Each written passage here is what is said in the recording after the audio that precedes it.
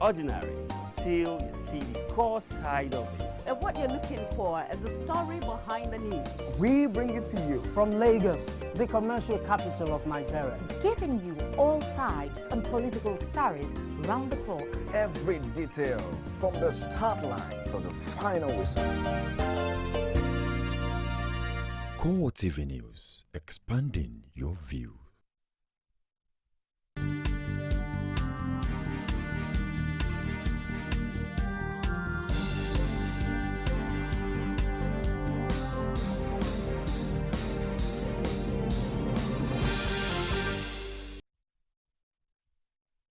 Hello there and welcome to CoreTV News on the Hour with me, Sabena Izoku. The Nigerian's ruling party, People's Democratic Party, has formally adopted President Goodluck Jonathan as the party's sole candidate for the 2015 general elections. The decision was taken at the party's National Executive Committee meeting in Abuja. Members of the PDP National Executive Council unanimously agreed that President Goodluck Jonathan deserves an automatic ticket for a second term. After all, other party organs had taken a similar stance on the matter. Niger State Governor Babangida Aliyu presented the governor's position, followed by Senate President David Mark, who spoke on the... As the PDP has been immigrated by the National Working Committee, that we will go into this election as a united front with a view to winning more than the state that we have now. And in this decision, we agreed to bring back our mandates in Sokoto, in Kano, and in Adamawa, in Kwara, and in River State. The PDP caucus of the National Assembly. What we are announcing here today is not for Dr. Jonathan. It is not just for those of us who are in NEC here. It is a legacy that we believe we want to leave for PDP, legacy that will outlive all of us who are here today. Because if there is a sitting president who is a performing president, it is our very sincere belief that he should be given a chance to do even better. For those that support the motion as proposed and seconded, may you say aye, please? For those that do not support the motion, may I hear them say nay? Where are they? Well, the ayes have it. Dimeji Gozele. Haliru Akilu. Amnesty International has called on the Nigerian government to take urgent actions to stop the use of torture and other ill treatment against detainees in the country. This, according to the international right, is because torture is a routine occurrence in Nigeria. Amnesty International documented several cases of alleged torture on a new publication tagged "Welcome to Hellfire," and concluded that Nigerian authorities had been turning a blind eye to torture. The group is also demanding thorough, independent and impartial investigation into all allegations. In our report today on Nigeria, we're seeking to shed light on the practice of torture in the country, which our experience and our research over the past 10 years, we've looked at over 500 cases, documented allegations of torture, and our conclusion is that torture is very widespread and routine, both in the police and in military custody, particularly in the context of the armed conflict in the north of the country. We think that, for example, in the police, the cases that we looked at, torture is widely used to extract so-called confessions as a shortcut to getting convictions, or to extort money from people, to torture people so that they will pay to be released from custody. The police authorities have meanwhile dismissed Amnesty International's report on torture as blunt and falsehood. They say torture of all ill treatment is not an official policy of the Nigerian police. Police spokesman Emmanuel Ojukwu also argued in the official response to Amnesty torture, claiming that the right group was wrong to liken Nigeria to hellfire. He noted that contrary to allegations of systemic torture, the force has since improved its operational efficiency and effectiveness. Ojukwu maintained that even though Amnesty visited some police formations and family members of suspects, it did not consider it necessary to interface with the police authorities. And because the report covers a 7-year period of 2007 to 2014, Ojukwu noted that some of the issues raised have been since settled and dispensed with. After a fierce battle that lasted for hours, the military high command says troops have captured the top commander of Boko Haram in battle. Defense headquarters says through its official Twitter handle that the insurgent was captured after sustaining injuries during another battle for Konduga. Defense spokesman Chris Olukolade added in a brief statement that the terrorist leader is currently receiving treatment in an unnamed military facility. Also, Army spokesman Olajide Laleye says about 60 insurgents were killed in the third attempt by Boko Haram to recapture Konduga. He, however, noted that government troops did not suffer any casualty, adding that morale is high.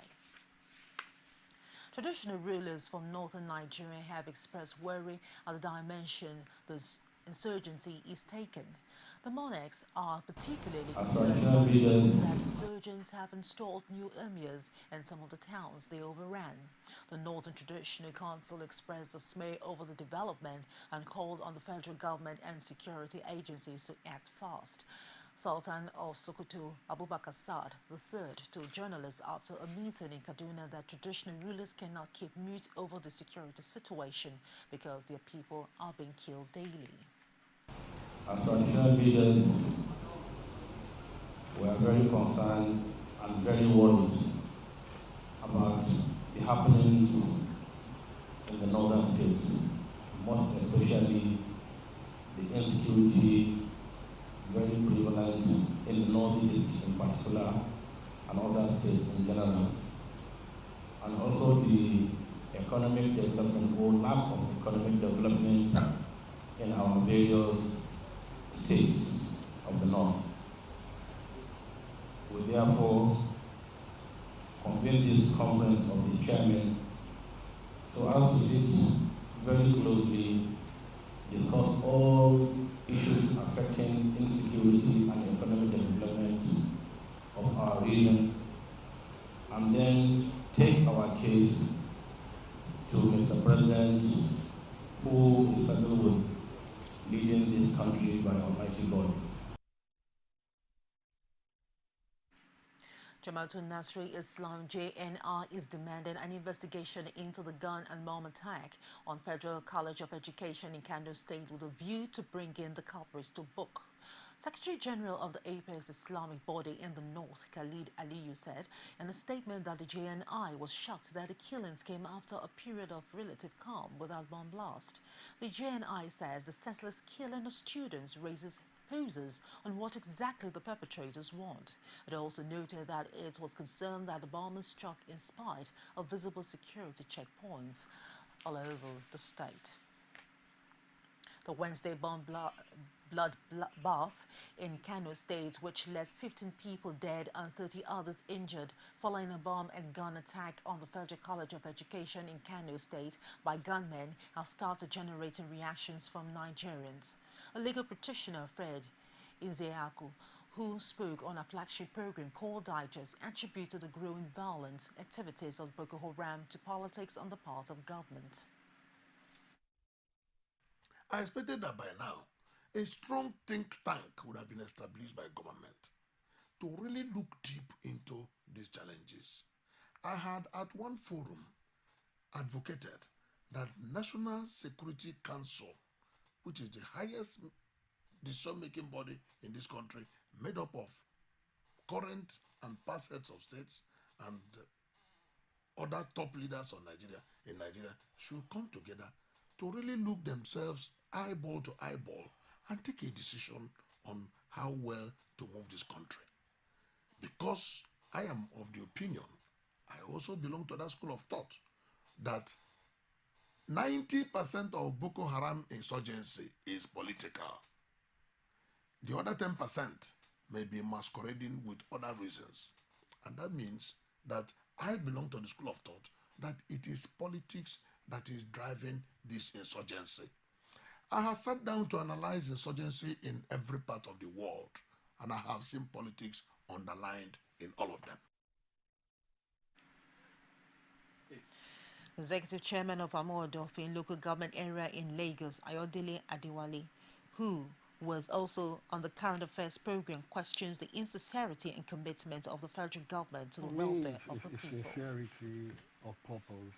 Sincerity of purpose, and this also is a lesson for everybody in the country that wherever you find yourself, either in government or in public service or in business, your private service and all whatnot, let's try as much as possible to create a difference, create opportunity for people to survive. Try as much as possible to get everybody busy, because there's a saying that an idle mind is a devil's workshop. And when you look at countries that have been providing welfare structure for their citizenry, it's not as if they are wasteful or they don't know what they're doing. Perhaps they have foreseen all of this insecurity that is possible, that it can ravage them in their own territory or in their own society. So they try as much as possible to create avenues for people either to grow according to their peculiarities, or government come to give succor for them in order to survive.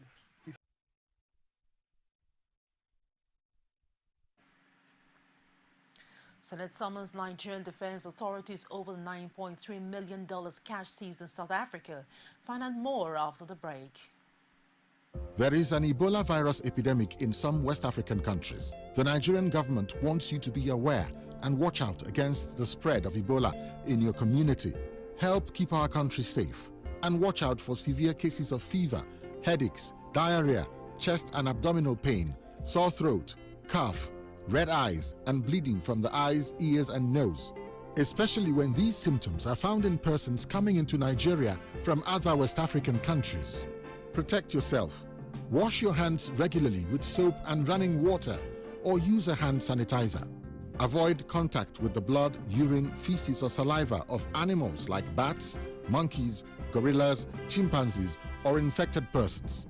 The Ebola virus is deadly. Don't catch it. Don't spread it. This message is brought to you by the Federal Ministry of Information. Welcome back to the news. The Senate has summoned Nigeria's defense authorities over $9.3 million cash seized in South Africa. They are expected to provide more insights into government's explanation that the money was meant for a legitimate armed deal. Chairman Senate Committee on Army and Defense George Sekibo disclosed to journalists in Abuja that the Chief of Defense Staff Alex Bade and the Chief of Army Staff Kenneth Minima are expected to attend the meeting. Also invited for the closed-door session with senators is the National Security Advisor Sambo Dasuki. The meeting is slated for Tuesday next week. Now, the search and rescue mission for the collapsed guest house of the Synagogue Church of the All Nations came to an end on Thursday, with the death rate officially put at 80 against the initial 78 reported on Wednesday. General Manager of the Lagos State Emergency Authority, Lasema Femi Oke Oshointolu, who says modern technology was applied in the search and rescue effort, confirmed the development to CoreTV News. We've reached ground zero. We started working 24 hours every day when this incident occurred. With the combined efforts, we are able to save 131 lives. But it is pathetic and pertinent to note that we retrieve 80 bodies. We are soon going to fumigate the place today to make sure there is no form of endemic that results from this pathetic situation. However, investigation has started. The LABSCA, who is the regulatory agency, has marked certain areas. Solid Material Testing Agency, professionals, engineers, Ministry of Works, they've taken sample of here. And they are going to look at this scene holistically. What led to this? The Federal Capital Administration has sealed up 70 property in some of the highbrow areas of the capital city between July 1st and September 12th this year. The FCT Minister Bala Mohammed disclosed this after meeting with senior officials of the Abuja Metropolitan Management Council in his office. The minister revealed that 70 properties sealed up are situated in Maitama, Wuse 2 and Gwarimpa 2 district.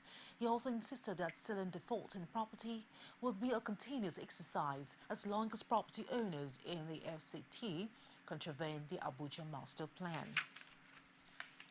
Now we'll take a short break, and when we return, there's more for you. Glad to have you join us on another edition of The Political Arena, the most detailed and incisive political show. If you are a sitting governor and the opposition is able to stomach structure against you, that means you are wicked to the people. The end of our time as the legitimate authority to govern this country. They gave me 20 minutes to move or they will shoot me. He has no chance for survival. If he likes himself, this is the best time to get out before he perishes. The PDP as a ruling party has failed. So anybody who thinks that government will fold his hands and allow miscreants to take over the streets of our own state and cause havoc is deceiving himself.